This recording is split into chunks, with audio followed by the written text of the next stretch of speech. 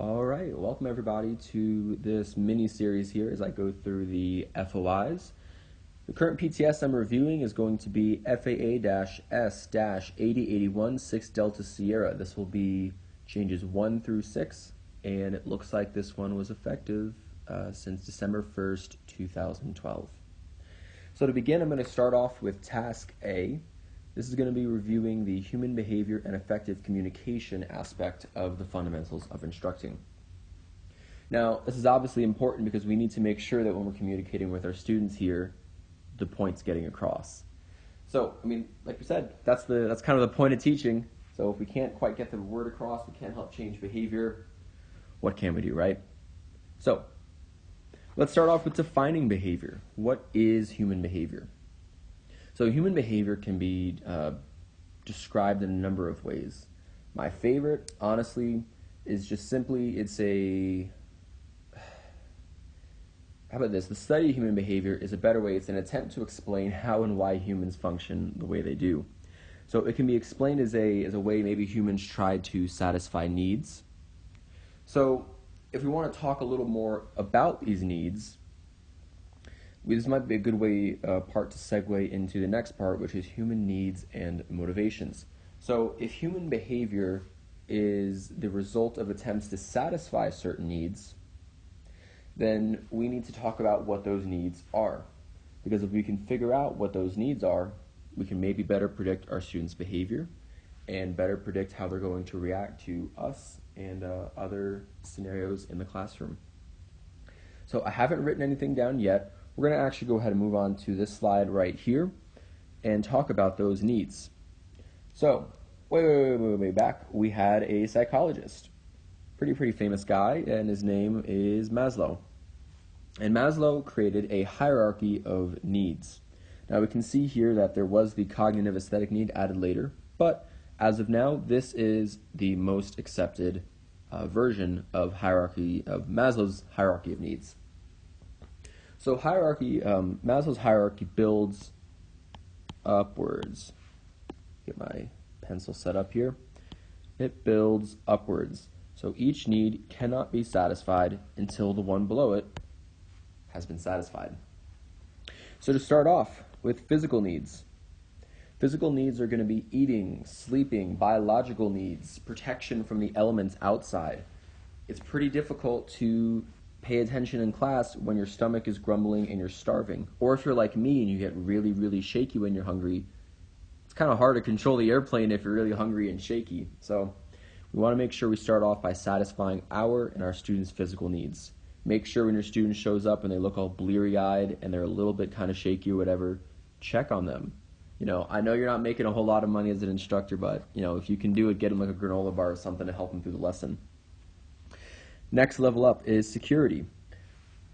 It's pretty difficult to study the FOIs, for example, if you are homeless. It is not the easiest thing to be sitting out on the street for hours and hours and hours on end where anyone can do anything to you, where you keep all your belongings as well. So security is going to come from an inherent need for people to feel safe from danger, threats, or other harmful activities around them. So when you have a student who might be going back to an unsafe home environment, understand that this is going to absolutely inhibit the way they learn and how they process the world around them.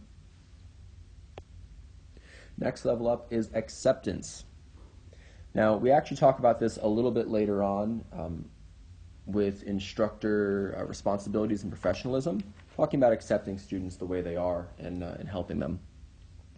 And this is incredibly important because if a student is not accepted by those around them and not supported by those around them, it is incredibly difficult for that student to progress up the hierarchy of needs here, right?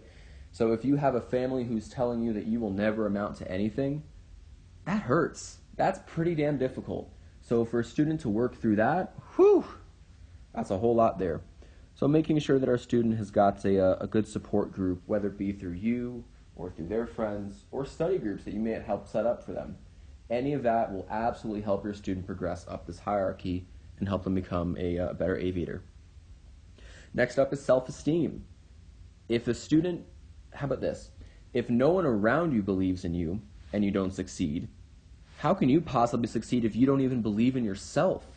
So self-esteem is incredibly important because we need our students to believe in themselves. If our student thinks that I'm not going to amount to anything, like their family told them this whole time, they're probably not going to. It's going to become a self-fulfilling prophecy. So we want to make sure that our students' self-esteem is as high as possible. And again, this comes back a little bit later, and we'll bring this up later. We talk about giving praise when due. We want to make sure that we give our students, when they succeed, we need to let them know and communicate that to them, so that way it helps build their self-esteem and their confidence. Cognitive aesthetic, this was added later on here, and the cognitive need is the need to, I'll draw an arrow here, know and understand. And the aesthetic needs are going to be our emotional needs. So our student is, they are full, they ate their meals, they're sleeping, some are safe at night, their family is supporting, they're confident in themselves, and you sit there and you give them a lesson and they leave that lesson and they're like, dude, what on earth just happened? Or they show up to that lesson and they're like, dude, what are we even doing today? And they're not able to get ready for it. That's going to come from the cognitive need. Now, from our aesthetic need is going to be our emotions. So if our student is emotionally unable to handle the ups and downs of training, it's going to be pretty hard for them to reach this final level up here. We want to make sure that these needs are taken care of. If a student is pretty obviously in distress and they might need some therapy, talk to them about it. See what they can do to seek help, of course, within legal limits of the FAA here. So that's going to be our cognitive and aesthetic needs. Finally, we have self-actualization. And self-actualization is considered the most complicated of needs. This is the top level, and only when every single other level has been satisfied can we reach self-actualization. This is going to be a student's, how do we describe this here, right? This is going to be when a student has finally reached their top peak. They've figured out what they feel like they're born to do. This student has figured out how their dream in life, and they're working towards that dream. Once you've established all of these baselines before then, only then can you properly work towards your dreams and make them a reality. So that's going to be Maslow's hierarchy of needs. Now, once we understand what our student needs, we need to understand what makes them tick, what motivates them. So when we talk about student needs and motivations, we want to make sure that we get to know our students a little bit, understand kind of what makes them tick, what brings them to the training center every day. Because I'm 95% sure spending a ridiculous amount of money on flight training and showing up at 7 a.m. for that A block isn't quite the reason they really want to show up. Let's figure out what the student wants to do. Do they want to be an airline pilot? Do they want to be a charter pilot? Do they want to be a crop duster? Help take our training and kind of tailor it to their, I'm not going to say their fantasy or their goal, but their goal. Make sure we keep them motivated and keep them going through this process. Not every student keeps that same energy that they came in with on day one. So it's our job as an instructor to make sure that we keep them up, keep them motivated, and keep an eye on their needs, make sure they're, again, capable of learning here. Now, sometimes our students have a bad day. Their motivation just drops. And that's fine, that's normal, happens to everyone. But sometimes they have a really bad day. They have a day that sometimes they kind of just would rather forget about it. These types of days are normal, and everyone has them. But sometimes students display what we call defense mechanisms on these days. So let's talk about those.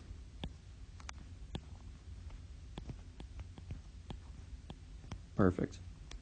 So this is the acronym I like to use here, Dr. FCPR. Now the first defense mechanism we need to talk about here is denial. And denial, we're going to say it never even happened. I can't spell today, apparently. We're going to pretend that's correct. Fantastic. Denial is that it never even happened. You're flying with your student, and they're turning, we'll say, downwind to base. And as we're turning base, we're getting really close to this dude who's also on short final. He's coming out on an RNAV, and we're in the pattern. And this guy's coming in on short final, and your student looks to the right and they go, all right, clear final, and they start to turn left and they start to make their call at the Untowered Airport for final. And you grab the controls and you're like, and you flip the yoke over to the right, put in that right rudder, get us a nice 30-degree bank, out away, and we're headed back in the downwind again. And the student goes, what were you doing? And you explain to the student, you say, hey, there was a jet on final, you were about to go straight into his path and cut him off. And the student said, I saw the jet, but the jet was like 10 miles out, dude. It wasn't even that bad. And you know absolutely for sure that jet was like a mile, 2 miles away, and you were about to be blown to smithereens because of this kid. This is denial. The student decides it didn't even happen. Like it didn't happen that way. Their version of reality is entirely different from yours. The next thing we want to talk about here is repression.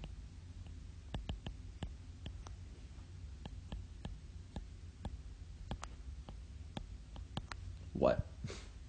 So we'll talk about a little bit later repression versus suppression, but for now we're going to only discuss repression. Repression is going to be the subconscious repression of an idea or a thought.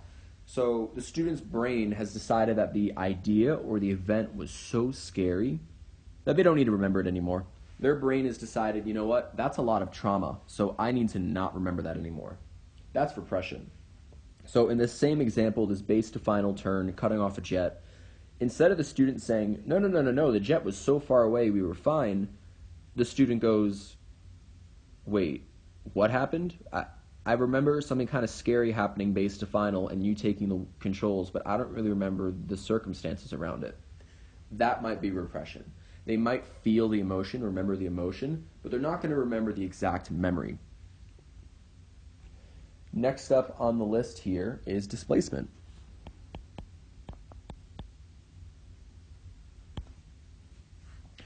And displacement is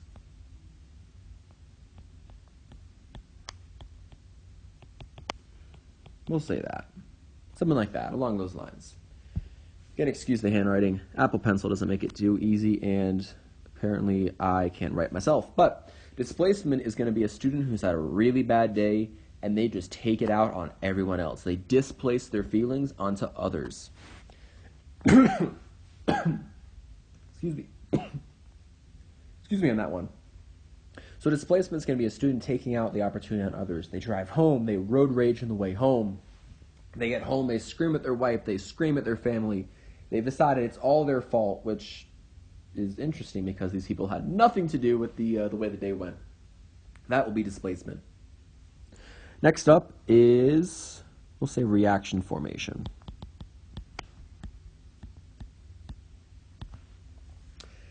Reaction formation, I don't know if I can really write a quote for this one, but reaction formation is going to be a student who develops, let's say they have a fear about something, and they develop a personality or an outward appearance opposite of how they actually feel in order to protect themselves. So the best example I have for this is when I was growing up, I had a couple of friends who were definitely pretty shy people for the most part, but they would act absolutely wild. These people would, sometimes they would, act out in class, or they would mess with they wouldn't bully other kids, but they would kind of mess with them a little bit. Like, we were all friends, but they would maybe take it a step too far. These are the self-proclaimed, ha, I'm a crackhead, these types of people. But in reality, they're not. In reality, they're super quiet, they're shy, they're friendly. And after getting to know them for a bit, I realized it's more of these people not being comfortable with who they are, causing them to act opposite of how they actually feel. So these same people who might be shy and quiet and typically keep to themselves act crazy and wild, and they do these things not because they feel like they need to, but they feel like they're so uncomfortable with who they are and accepting who they are, they can't do that. So that would be an example of reaction formation. I'm just going to say story. Next up is fantasy.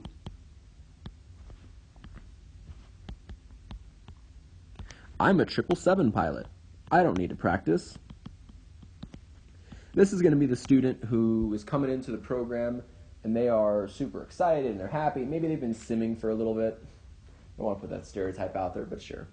they've been simming for a little bit, whatever it is, and they are just crushing it in Microsoft Flight Sim. They are killing the game. They're doing barrel rolls in a 777 somehow, and it's not falling. They're just killing it. And this student comes in, and they butcher the heck out of a landing.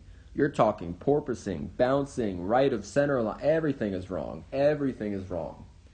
And you land and you talk to the student, and you're like, and the debrief, right? We put the plane back, we debrief on the ground, and you're talking to the student. You're like, dude, what is even going on with you? Like, that was crazy. We really got to work on this. We're talking about everything else going on. And they're just sitting there, and you can tell they are in their own world. This student is getting ready to come back home, get back on that sim, and pretend like they know what they're doing. This is their life. They're already that 777 pilot. They don't need any of this training. They're distracted. They're off in their own reality. That's going to be fantasy. Next one we want to put up is compensation.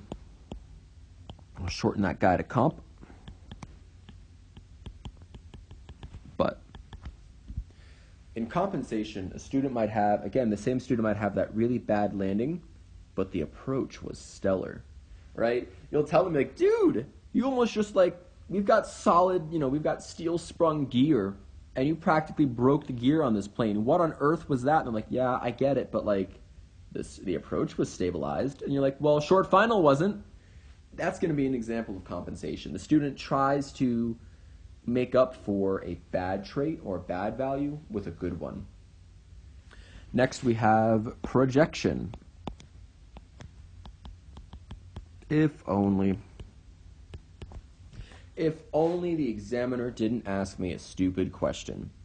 If only they didn't give me this ridiculous command, I would have done just fine. It's everyone else's fault that I failed. That's projection. Projection is going to be a student taking their failure and projecting it out onto someone else. Now, if I'm going to be completely honest here, I am 100% guilty of this as a student. And I encourage you to sit here as you go through these and think about the different defense mechanisms that you also might have displayed during your training. So it's definitely an interesting one. Finally, rationalization. Anyone would have done it, not just me. Anyone would have spun it base to final. There was this crazy wind that caused me to lose control of the plane. I don't know what it was. Rationalization is the idea that, listen, it wasn't my fault because the situation was so crazy, it couldn't have possibly been me. Or they just start giving these wonderful excuses, just crazy.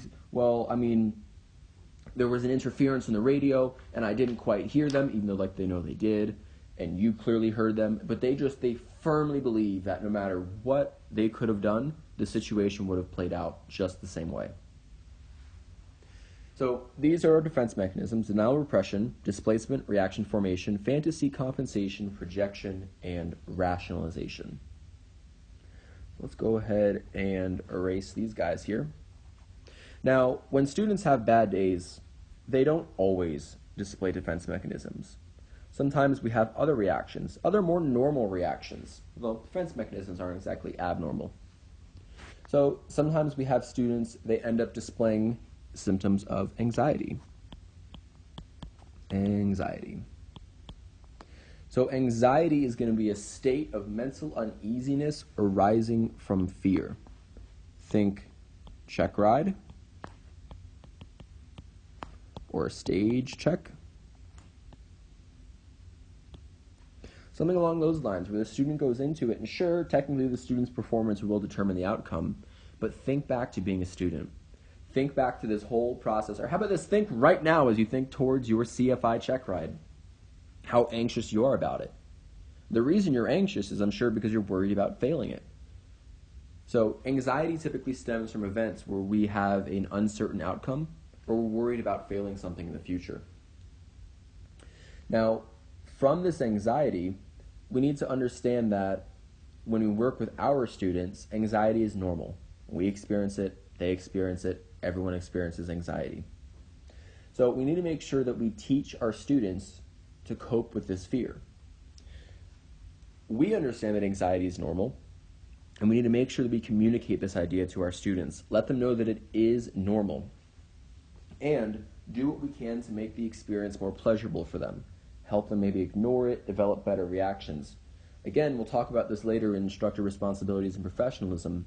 It is our responsibility to, what's what I'm looking for? To reinforce the positive, right? We want to make sure that we emphasize the positive things in flight training. So if you have a student who's ridiculously worried about a check ride and they just crush their landings, and they do pretty good at the maneuvers, but like they crush the landings, start telling them that like a lot of people fail in the short fields and you're just hitting on the numbers every time and you're rocking this. Give them positive reinforcement and help them work with that anxiety.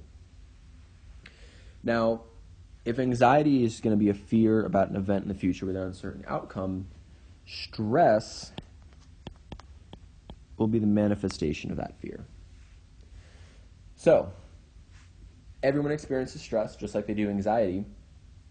And stress can be short-term, it can be long-term. We can have stress from, a really busy environment, especially where I fly out of Centennial. Traffic gets busy, they switch you from runway to runway, they move you around, they tell you to stay east to north and south of certain roads. It gets busy and it definitely gets stressful at times. Now, normally in this stress, a normal reaction would be a quick response within the limits of the training. So, normal stress, we'll say within limits. An abnormal reaction to stress might look like the classic singing, rocking, anger, severe anger. Mood swings might segue into a depressive state. So we want to make sure, over cooperation is a great one. I mean, none of these are great, but you know what I mean. So we want to make sure we keep a lookout for these types of symptoms in our students, making sure that they're not kind of, it gets busy around the airport and they're doing laps and circles and they're looking for the road, and all of a sudden they start kind of rocking forwards and backwards, or they get on with ATC and like, yeah, stay south of Lincoln Avenue, whatever it is. And, they get on with ATC and they go, okay, I will stay south of Lincoln, and they get super obviously overwhelmed by the stress. These might be some symptoms that our student is abnormally reacting.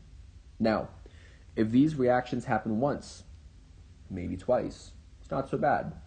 But if we start to see students continually reacting like this, these reactions maybe get worse or they don't go away, there's a couple actions that we want to take as instructors.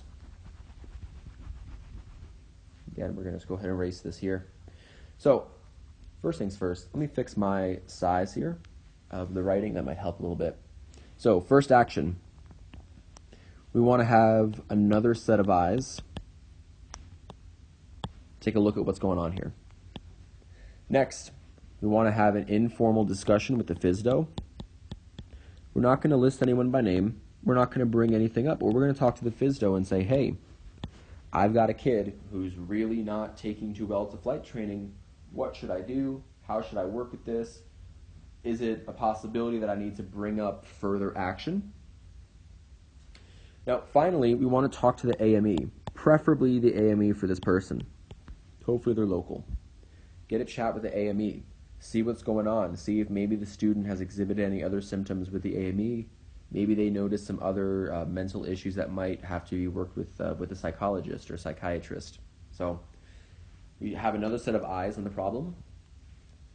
We have a quick chat with the FSDO. And then finally, we're going to talk with an AME, preferably the student's AME. So these are going to be some student emotional reactions. Now, we also have some other things that might pop up. Students might become impatient. And the best thing we can really do for an impatient student is to give them goals and have them think small, short-term instead of large, long-term. Impatient students are fixated on the big picture and aren't able to look at the small picture, aren't able to look at the small tasks that they need to accomplish in order to get to their big picture goal. So making sure that we take our impatient students and slowing them down a little bit definitely helps. Now, we've covered behavior, human needs, defense mechanisms, other emotional reactions. Let's talk about the basic elements of communication. This is going to be source, symbol, and receiver. Now, effective communication is going to occur when one person is transmitting ideas to another. Now, at any point in this process, can we have an issue? If the source is muddy, right? If I'm mumbling to myself, if at times maybe we have like a mask over our mouth, right? Sometimes people can't quite see. People like to read their lips, it helps. Or the mask kind of muffles my voice. That might be an issue with the source. The symbol is what I'm trying to communicate. So, and we'll talk about this in a moment, obstructions with the symbol might regard interference. We might have other issues with abstractions. And again, we'll cover this momentarily. But if the symbol isn't exactly clear, the receiver can't process it. And finally, the receiver. We can have issues. I mean, again, like I talked about, let's say I have a face mask on, and my receiver happens to be deaf, and they only read lips. Well, that's going to be a little bit of an issue. So, we want to make sure the receiver is fully capable and ready to hear what's going on here.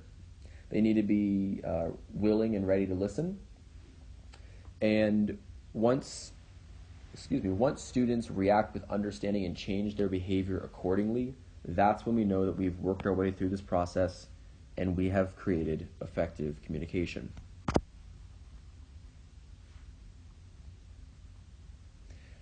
Now, we talked about effective communication and the basic elements, but what happens when things don't go so well? Well, we have barriers to effective communication. COIL.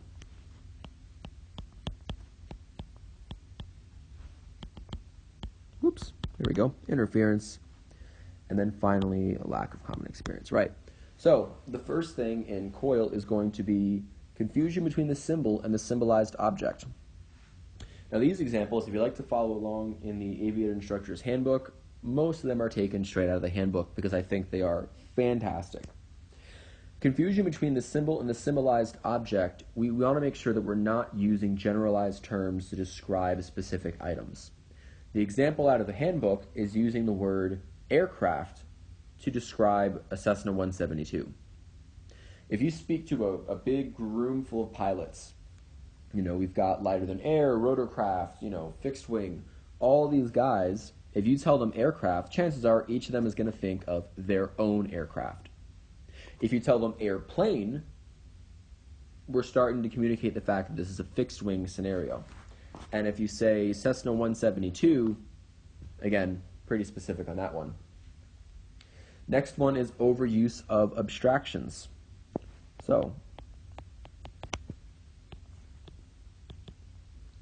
if you just tell a student who's doing cruise flight and you say you're high, that probably communicates the point.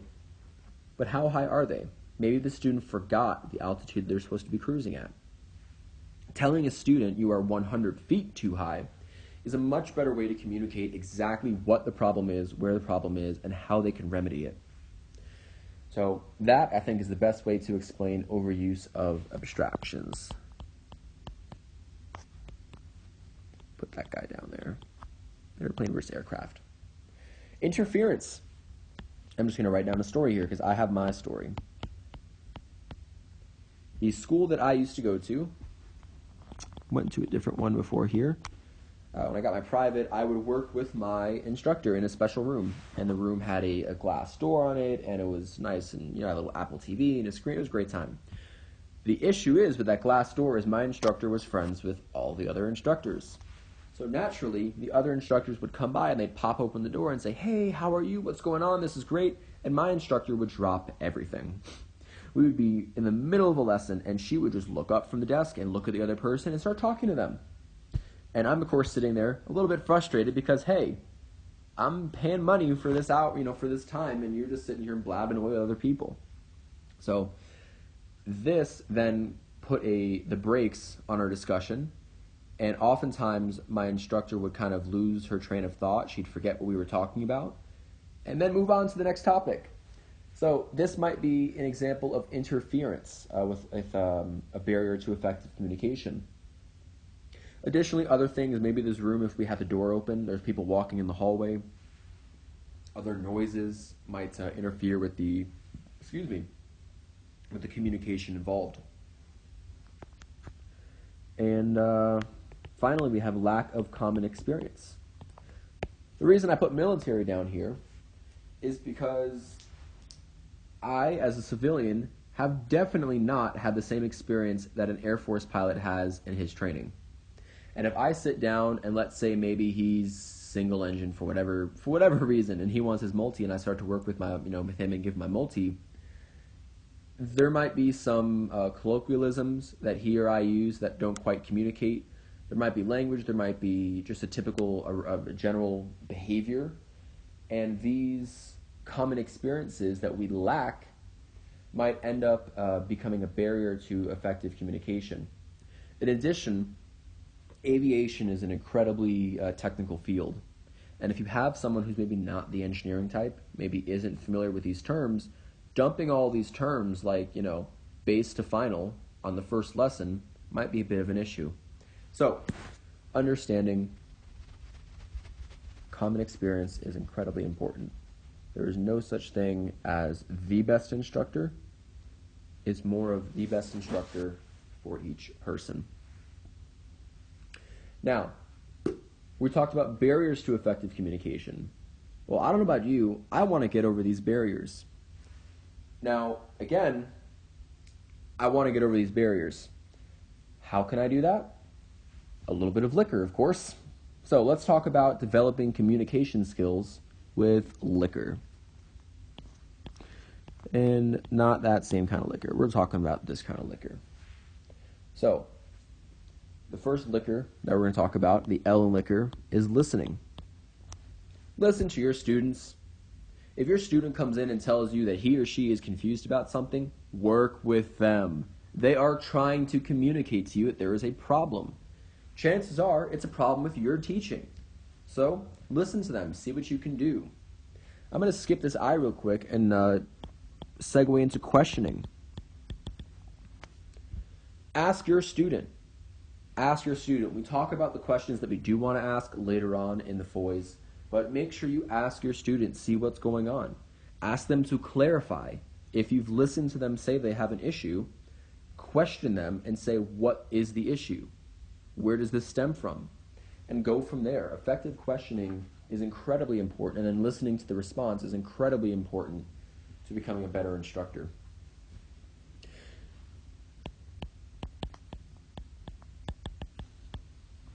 Instructional communication. Using correct terminology when you're referring to different things is, again, incredibly important. We talked about not using abstractions and making sure we're clear about the object we're trying to work with, and the same principles apply here. If you're telling a student, and this is a huge pet peeve of mine, when you depart off of the runway, that is not the upwind leg, that is the departure leg. Now, everyone refers to it as the upwind, and you should understand that. However, this is the upwind. When you're working with your student and you start talking to them about the upwind, and then you tell them the entire rest of the pattern and then describe the actual upwind parallel to the runway, they might get confused. Make sure we're using proper terms when we speak with our students. Next up is instructional enhancement. A good instructor is an instructor who knows the material on hand.